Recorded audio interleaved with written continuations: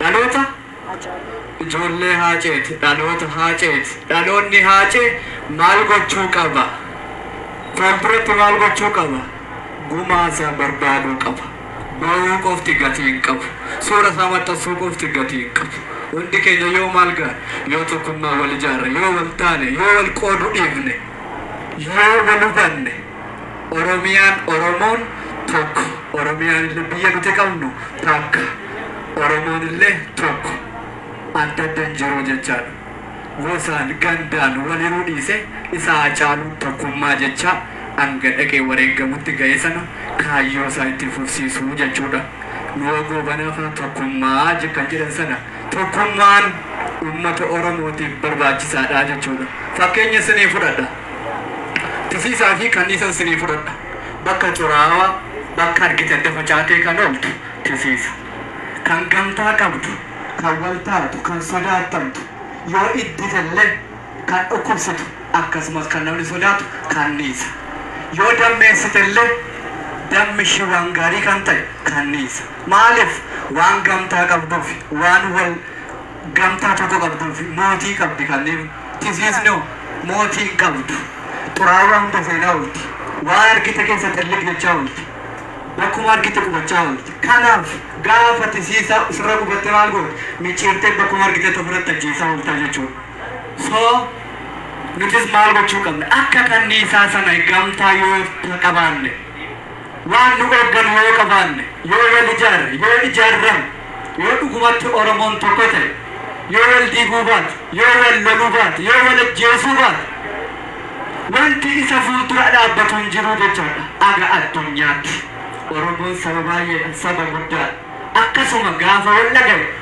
gaafa tokko ta'e gaafa garaasaa qulqulluudhaan wal ta'e wanti isa sodaachisullee hin jiru jechaadha gaara diiguu danda'a ni sodaatama ni kabajama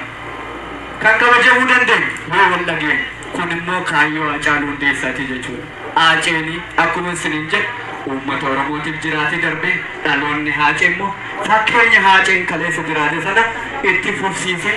hojjechuudha jechaadha inni guddaan toltaa wal dhagaa wal hubadhaa dargaggeessi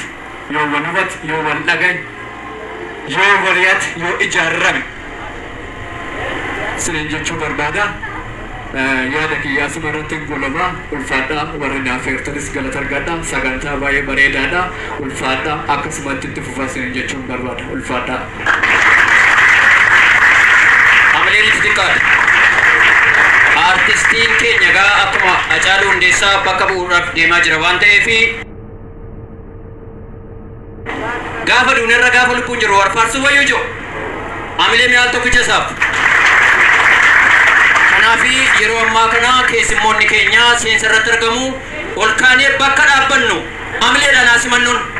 ol kaanee keessummoonni keenya gara fuula duraatti dhufaa jiru hanaa dhufu bakka nagaan dhuftan jechaa ni jirra dhuftan Amaleen Itiqaad Amaleen Itiqaad asirratti Amalee kennaafi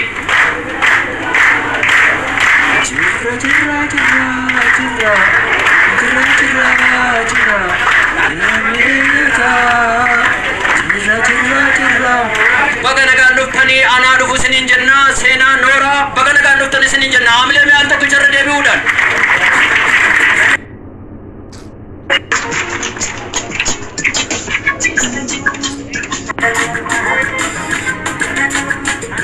waluma jalaa sisiqaa daraa keessan nuuf kalchaa isiniin jenneerra waluma jalaa sisiqaati guyyaan egaa guyyaa yaadannooti waan ta'eef hundi keenya yoo osoo waliin nuffin wal jalaa haasisinu gara keessatti walum jalaa sisiqaa dhiifama waliin nuuf kalchaa isiniin jenneerra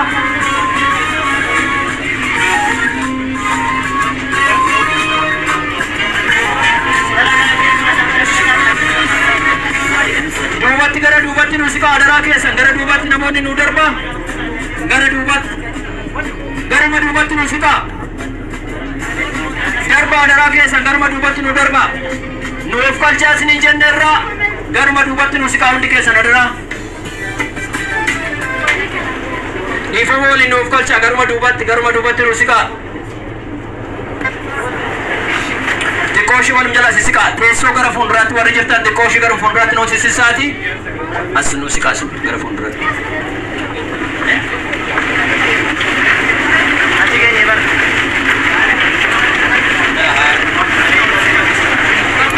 mami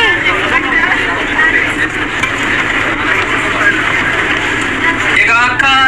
yadanno da sirritin jitonutti namni tartiba sana dhaabbatu garuma duubatti no sika ikoshi tesso gara funduratti no sisikasi gara funduratti koshi ifama walin no ufkalcha sinin jenne raga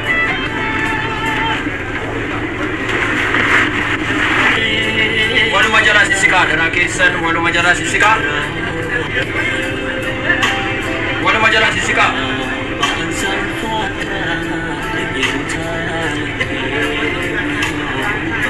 waluma jala sisika sirrit kumani jiru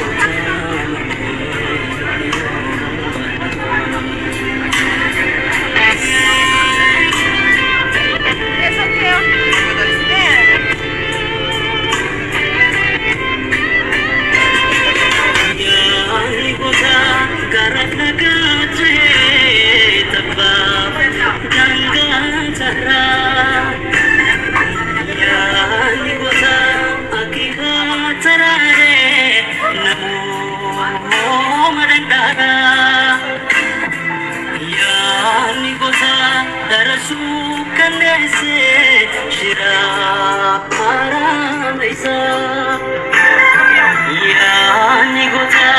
de gahamil jise